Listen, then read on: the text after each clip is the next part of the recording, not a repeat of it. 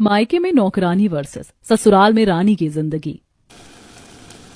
सुबह सुबह राधिका घर के काम में लगी थी कि तभी अरे ओ करमजली, अभी तक सुबह का चाय नाश्ता क्यों नहीं बना? माँ बन गया है, अभी लेकर आती हूँ। राधिका टेबल पर चाय नाश्ता लगाती है कि तभी राधिका मेरे लिए मिल्क शेक बना देना, मैं चाय नहीं पीऊंगी। और मेरे लिए जूस। राधिका सभी का नाश्ता लगा देती है और जल्दी से रसोई में जूस और मिल्क शेक बनाने चली जाती है। इस चक्कर में चाय ठंडी हो जाती है और जब राधिका सभी को चाय देती है तो क्या रे कलमुही, ये चाय है या शरबत? इतनी ठंडी चाय? माँ मैं फिर से गर्म कर लाती हूँ। हाँ, ठंडी चाय पिलाकर हमें मारने का इरादा है ना तेरा? नहीं पापा, ऐसा नहीं है, ऐसा ही है। जिसके बाद गर्मा ठंडी चाय राधिका के मुंह पर फेंक देती है और राधिका माँ के इस बर्ताव से सहम जाती है। अगले दिन, अरे ओ राधिका, ये ले मेरे ऑफिस की फाइल है, इसमें सारी डिटेल लिखी है, एक अच्छी सी प्रेजेंटेशन तैयार कर दे और सुन, आधे घंटे के अंदर मुझे ये रेडी चाहिए। भैया आधे घंटे में कैसे पॉसिबल है? अभी तो मैं सुमन दीदी के कपड़े प्रेस करने जा रही थी। मैं कुछ नहीं जानता, do it right now. Radhika मजबूरन जल्दी जल्दी ऋषभ के ऑफिस का काम करके देती है। तब तक सुमन वहां आ जाती है। क्यों री कमीनी, मैंने तुझे मेरे टॉप प्रेस करने के लिए दिए थे, वो नहीं हुआ और दूसरे काम में लग गई। जल्दी करके दे, मुझे पार्टी के लिए देर हो रही है। दीदी मैं भी कर देती हूँ, आप गुस्सा मत हो। इसके बाद राधिका जल्दी से सुमन का टॉप प्रेस करके देती है और उसे जूते पहनाती है और उसका मेकअप करने में भी उसकी मदद करती है, जिसमें राधिका को काफी देर लग जाती है। शाम के 8 बज गए। दीदी तो गई नाइट पार्टी में। अभी तो मुझे बर्तन धोने, खाना बनाना है और उसमें देर हुई तो माँ डांटेंगी। फिर राधिका जल्दी से घर का सारा काम निपटाती है और खाना बनाने लगती है। ऐसे दिन बीत रहे थे। एक दिन जब राधिका घर में पोछा लगा रही होती है, पूनम जी बार बार उसके आगे पीछे से जा रही थी। माँ आप बार बार यहाँ से जा रही हो, मैं कब से एक जगह पर पोछा लगा रही हूँ, फर्श गंदा हो रहा है, कुछ समय के लिए आप एक जगह पर बैठ जाइए ना।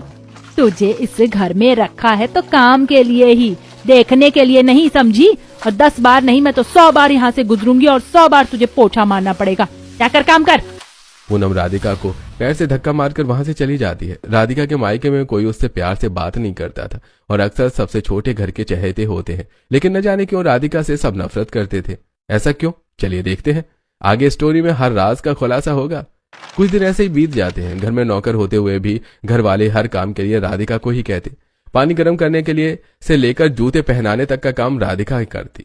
इतना करने के बाद भी उसकी कोई इज्जत नहीं थी। एक दिन माँ की कुछ सहेलियां घर आई होती हैं और राधिका सभी को चाय नाश्ता देती है। ये क्या पूनम, तुम्हारे यहाँ मैं लास्ट टाइम आई थी तब भी यही ग्लास का सेट था और इस बार भी। अरे ये वास कितना गंदा है बहन, 2 साल से तुमने वास भी नहीं बदला, अब तो चेंज ही कर दो इसे।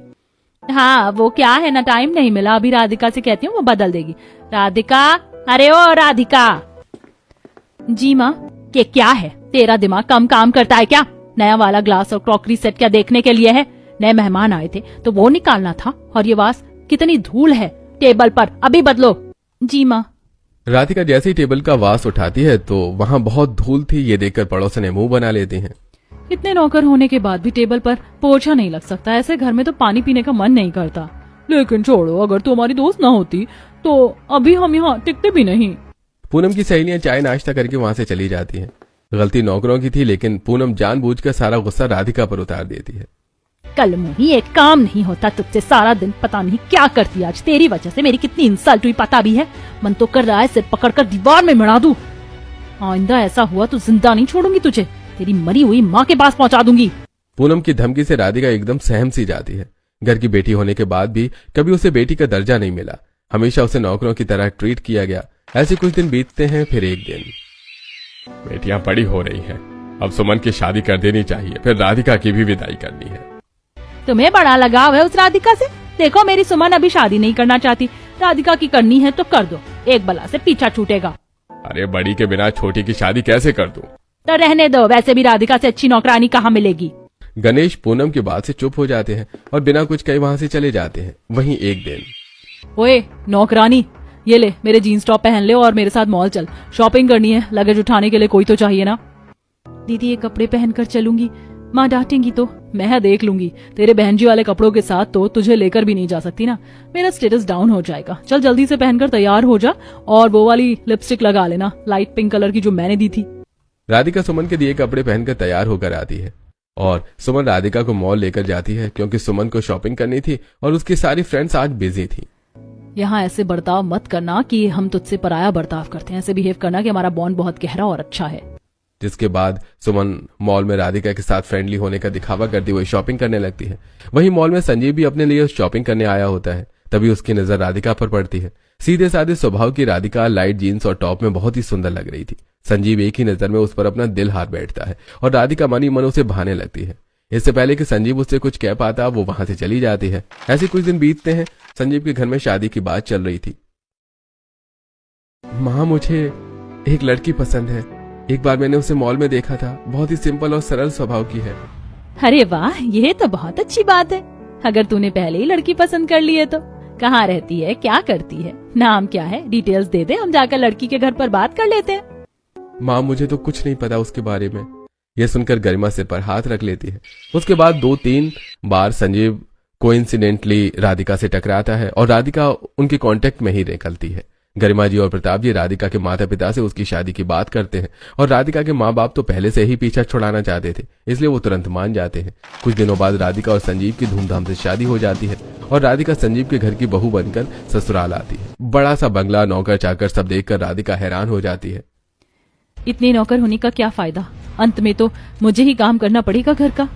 यह सोचकर राधिका निराश हो जाती है। जैसे ही राधिका ससुराल में एंटर करने लगती है कि चारों तरफ से दासियां फूल बरसाने लगती हैं। सास अपनी बहू की आरती उतारकर उसका गृह प्रवेश करवाती है और नंद बहू की सैंडल उतारती है। ननद जी, आप ये मत करो। आप मेरी प्यारी भाभी हो और मैं आपके लिए इतना तो कर ही सकती हूँ। ये हील्स में गिर गई तो। सानवी राधिका की हिल्स उतारती है और फिर राधिका कुमकुम वाले पानी में पैर रखकर घर में पैरों की छाप छोड़ती है, जिसके बाद शादी की बाकी की रस्में होती हैं। और थोड़ी देर बाद बहू थक गई होगी, शाम की इतनी सारी रस्में होती हैं। सानवी बेटा, रामू से कह दो कि खाना लगा दे बहू रानी के लिए। चिंता ना करिए जी, सब कुछ रेडी है, चलो बहू। जिसके बाद गरिमा जी बहू को टेबल पर लेकर जाती हैं, जहां बहू के लिए ढेर सारे पकवान रखे थे। राधिका नए घर में इतनी सहमी थी कि उसे कुछ खाने का मन ही नहीं कर रहा था। उसे ऐसा लग रहा था कि उसके ससुराल वाले भी मायके वालों की तरह ही हैं। बहू बेटी, खाना शुरू करो। मम्मी जी, मुझे कुछ खाने का मन नहीं कर रहा है, कुछ अच्छा नहीं लग रहा। ऐसा लग रहा है खाने पर उल्टी हो जाएगी, मन भारी सा है। तुम्हारी तबीयत ठीक है ना राधिका? हाँ जी, तबीयत एकदम ठीक है। अचानक से सब कुछ बदल गया ना, घर, सरनेम, परिवार, कमरा, इसीलिए सब अजीब लग रहा है। मेरा भी ऐसा ही हाल था जब मैं ससुराल आई थी, लेकिन धीरे धीरे ढल गई इस घर के माहौल में। अरे बहू, तेरी सास जब आई थी तो ये चक्कर खाकर गिर जा रही थी। इतनी याद आ रही थी इसे अपने मायके की। हाँ, बहू के सामने मेरी सारी पोल खोल दो, देखो तो कितनी प्यारी बहू मिली है। बेटा, खाना नहीं खाना कोई बात नहीं, ये केसर ड्राई फ्रूट का दूध पी ले, इसमें ताकत मिलेगी। जिसके बाद गरिमा जी अपनी बहू को जबरन दूध पिलाती है और उसे उसके कमरे तक छोड़ देती है। राधिका जैसे ही कमरे में जाती है, कमरा खोलते ही राधिका के ऊपर फूल बरसने लगते हैं और वेलकम म्यूजिक बजता है। राधिका एक पल को सारे मोमेंट्स एंजॉय करने लगती है। फूलों की बारिश के बीच रानी जैसे घूमने लगती है। तभी संजीव कमरे में आता है और राधिका अचानक से शांत हो जाती है। अरे, कितना प्यारा डांस कर रही थी तुमने डांस क्यों बंद किया भाई? मुझे शर्म आती है। यार, मैं तो तुम्हारा पति हूँ ना, मुझसे कैसी शर्म? फिर संजीव राधिका को गले से लगा लेता है। अरे राधिका, मैं तुमसे बहुत प्यार करता हूँ, कभी छोड़कर मत जाना मुझे। राधिका को यकीन नहीं हो रहा था कि ससुराल में पहले ही दिन उसे ढेर सारी खुशियां मिल रही थी। राधिका संजीव के प्यार को देखकर रुआंसी हो जाती है और ऐसे ही रात बीत जाती है और अगले दिन राधिका सुबह जल्दी उठ जाती है। जल्दी से नहाकर तैयार हो जाती हूँ, वरना सासू माँ बवाल ना कर दे मेरी माँ की तरह। फिर राधिका सबसे पहले हॉल में झाड़ू मारने जाती है, जहाँ नौकर ऑलरेडी काम में लगे थे। अरे बहू रानी, आप यहाँ क्या काम कर रही हैं? इतनी सुबह, ये तो बंगले की सफाई का समय है। लीजिए, मैं कर देती हूँ सफाई। अरे ना बहू रानी, बिल्कुल नहीं, ये आपका काम नहीं है। ये अगर बड़ी मालकिन ने देख लिया कि आप झाड़ू लगा रही हो तो मेरी नौकरी चली जाएगी। आप आराम करो जाकर। राधिका आराम करके थक गई थी, इसलिए वो नहाने चली जाती है। नहाकर राधिका पूजा घर में जाकर मंदिर की सफाई करने लगती है। तब तक गरिमा जी भी वहाँ आ जाती हैं। बहू, ये क्या, तुझे रामू ने झाड़ू लगाने से मना किया तो अब तू यहाँ मंदिर साफ कर रही है? बेटा, ज्यादा काम करने की जरूरत नहीं है। मंदिर साफ करने के लिए शांति है, वो कर देगी। शांति, जल्दी से मंदिर साफ करके पौधों से फूल तोड़ कर ले आओ। आज हमारे मंदिर में पूजा हमारी बहू करेगी। शांति तुरंत काम पर लग जाती है और कुछ देर में मंदिर साफ करके शांति पूजा की तैयारी भी कर देती है। चल बहू, अब पूजा कर लेते हैं। ओम जय जगदीश हरे, स्वामी जय जगदीश हरे। राधिका आरती करते हुए भजन गा रही थी। वहीं बाकी ससुराल वाले राधिका के साथ मिलकर पूजा कर रहे थे। जिसके बाद बहू सभी को आरती देने लगती है। बेटा, आप थाल रखो, जिसको आरती लेनी होगी खुद ले लेगा। इतनी देर से पूजा कर रही हो, हाथ तो नहीं दर्द होने लगा? नहीं मम्मी जी, भगवान की पूजा करने में कैसे हाथ दर्द होगा। चलिए आज तो पहली रसोई है ना, सभी के लिए बढ़िया खाना बनाना होगा। क्या भाभी, आपके आने के पहले सब खाना नहीं खाते थे क्या? नंद की बात सुनकर राधिका घबरा जाती है। मेरा वो मतलब नहीं था ननद जी। अरे मेरी प्यारी भाभी, मैं कहने का मतलब था कि आपको काम करने की कोई जरूरत नहीं है। मेरी कोमल नाजुक फूल जैसी भाभी क्यों काम करेंगी? क्यों माँ? इतने नौकर क्यों हैं? काम के लिए ही तो हैं। बहू तू बस खीर बना लेना। शांति दूध उबाल कर चावल भिगो कर रख देगी, बस तुझे बनाना है। माँ मैं सब कर लूंगी। माँ बोला है तो माँ की बात भी सुननी होती है, ऐसा नहीं होता, समझी बहू? अब तू हमारे साथ बैठ कर बात कर, आराम से हो जाएगी पहली रसोई। चल मैं तुझे साड़ी दिखाती हूँ, तेरे लिए लाई थी मैंने। गरिमा जी बहू को कमरे में ले जाती हैं और उसे साड़ी दिखाने लगती हैं और उसके एक 5 बाजार की महंगी सी साड़ी गिफ्ट भी करती है। वहीं शांति रसोई में सारा काम करती है और खीर की तैयारी भी करती है। मैडम जी, छोटी बहू रानी, खीर की तैयारी हो गई है, अब आप बना सकती हो। माँ जी अब मैं खीर बना दूं? हाँ बहू, लेकिन उसके बाद रसोई में नहीं रहना है। मैं नहीं चाहती कि मेरी इतनी अच्छी बहू का ग्लो ऐसे ही चला जाए। फिर राधिका रसोई में जाकर सभी के लिए खीर बनाती है और शांति सारा खाना डाइनिंग टेबल पर लगा देती है। बहू वहाँ क्या कर रही है? यहाँ के मेरे पास बैठ, खाना शांति है ना परोसने के लिए। शांति, वो रीमा और सीता को भेज दो, खाना परोस देंगी, बाकी किचन तुम संभाल लो। जी मालकिन। फिर रीमा और सीता सभी को खाना परोसती हैं और राधिका सभी को कटोरी में खीर देती है। सभी बहू के साथ की खीर खा रहे उसकी तारीफ करते हैं और सभी बहू को पहली रसोई का नेक देते हैं। बहू ये 9 लखा सोने का हार मेरी तरफ से, और ये डायमंड के बुंदे मेरी तरफ से। भाभी ये मेरी तरफ से, मैं कमाती तो नहीं लेकिन अपनी पॉकेट मनी से मैंने आपके लिए आईफोन लिया है, ये लीजिए। और मेरी तरफ से मेरी प्यारी बीवी के लिए ये डायमंड का ब्रेसलेट और सोने की पायल। इतना महंगा नेक देखकर बहू हिचकिचा जाती है। माँ जी ये सब आप अपने पास रख लीजिए। क्यों बच्चे, अपने पास क्यों रखूं? ये तो तेरे हैं। माँ, मायके में तो सब कुछ माँ की तिजोरी में ही रहता है। वो कहती हैं कि महंगा सामान बेटी को खुद के पास नहीं रखना चाहिए। अच्छा ठीक है बहू, कोई बात नहीं, लेकिन क्या जब तुझे इनमें से कुछ पहनने का मन करेगा तू बार बार मुझसे मांगने आएगी? नहीं ना, गहने पहनने के लिए ही होते हैं। तू ये अपने पास रख, तेरे कमरे में हो या मेरे कमरे में रहेगा तो अलमारी में ही जाएगा। अब इसे रख दो, पहनना हो तो पहन लेना।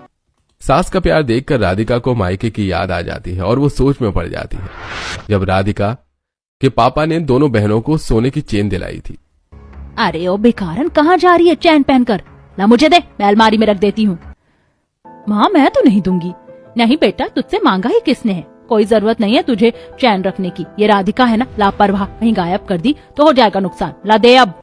इतना कहकर पूनम राधिका से चेन छीन लेती है और उसे वापस नहीं करती और कुछ समय बाद सुमन अपनी माँ के पास आती है। माँ मेरी चैन कहीं गिर गई, गायब हो गई। तो तू रो क्यों रही है? ये ले, ये राधिका की है, तू पहन ले। वैसे भी उस गंवार को महंगी चीजों की क्या ही जरूरत है। माँ की ऐसी बातें सुनकर राधिका की आंख भर आती है। अरे कहाँ खो गई बीबी साहिबा? जाओ थोड़ा सज धज कर आओ, आज हम कैंडल लाइट डिनर पर जाएंगे। फिर राधिका हल्की साड़ी और ज्वेलरी पहन कर आती है। ये क्या पहन लिया? चलो आज मैं तुम्हारा गेटअप करूंगा, तुम्हें सजाऊंगा। फिर संजीव अपनी बीवी को एक बढ़िया सा गाउन पहनाता है और उसके कानों में डायमंड की ईयरिंग और हाथ में डायमंड की रिंग, साथ में गले में डायमंड की लाइट वेट चेन पहनाता है। अजी मैं खुद तैयार हो जाऊंगी, आप परेशान ना होइए। अरे अपनी राजकुमारी जैसी बीवी को रानी बना रहा हूँ और उसके लिए तुमसे मुझे काम नहीं करवाना है, समझी? अब चुपचाप बैठने दो जो कर रहा हूँ। संजीव राधिका का मेकअप और हेयर स्टाइल भी करता है और वो बहुत ही ज्यादा सुंदर लग रही थी, जिसके बाद संजीव राधिका को अपने साथ ले जाता है और उसके लिए कार का दरवाजा खोलता है, रेस्टोरेंट में उसके लिए कुर्सी खींचता है और हाथ से खाना भी खिलाता है। इतना प्यार शादी के पहले राधिका को कभी नहीं मिला था। पति का प्यार देखकर राधिका भावुक हो जाती है और एक बार फिर से उसे मायके की याद आने लगती है। उस गंवार को आ जाने दो माँ, फिर चलते हैं। उसकी क्या ही जरूरत है, रहने ही दो। चलो लेट हो रहा है अब। जिसके बाद सभी लोग कार में बैठकर बिना राधिका को लिए ही रेस्टोरेंट में खाना खाने चले जाते हैं और राधिका का कोई ख्याल भी नहीं करता। वहीं पूनम रसोई में भी ताला लगाकर जाती है, जिसकी वजह से राधिका पूरी रात भूखी रहती है। अरे ओ माय डार्लिंग, आंखों में आंसू क्यों हैं? रानियों की आंखों में आंसू अच्छे नहीं लगते हैं। ये आइसक्रीम कौन खाएगा? आइसक्रीम अभी बाकी है। फिर संजीव राधिका को अपने हाथ से आइसक्रीम भी खिलाता है। ऐसे दिन बीतते हैं। राधिका के ससुराल में उसे कोई चावल के दाने के बराबर तिनका भी नहीं उठाने देता। हर तरफ नौकर चाकर लगे होते हैं और सारे काम नौकर ही करते हैं। कुछ दिन बीत जाते हैं। एक शाम राधिका बहुत बोर हो रही होती है। क्यों ना आज थोड़ी सी गार्डनिंग कर लूं? गार्डन कितना रूखा सूखा हो गया है। राधिका गार्डन में जाकर पौधों को पानी देती है और बड़ी घास को काटने लगती है। इतने में उसकी सास वहां आ जाती है और माली को डांट लगाने लगती है। अरे माँ जी, आप माली काका को क्यों डांट रही हो? मेरी रानी जैसी बहू से नौकरानी वाला काम कराएंगे ये लोग, तो डांटूंगी नहीं तो क्या सर पर बैठाऊंगी?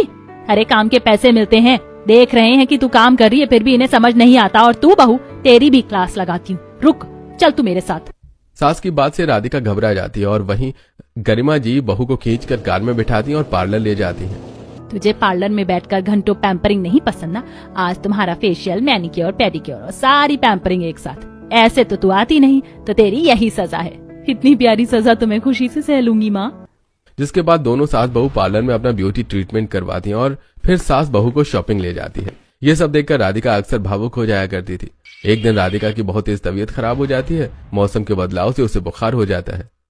अरे शहर के बड़े से बड़े डॉक्टर को बुलाओ, मेरी बहू को जल्दी से जल्दी ठीक करो। पापा चिंता मत करो ना, मैंने डॉक्टर रिधिमा को बुलाया है, वो शहर की सबसे बड़ी डॉक्टर है।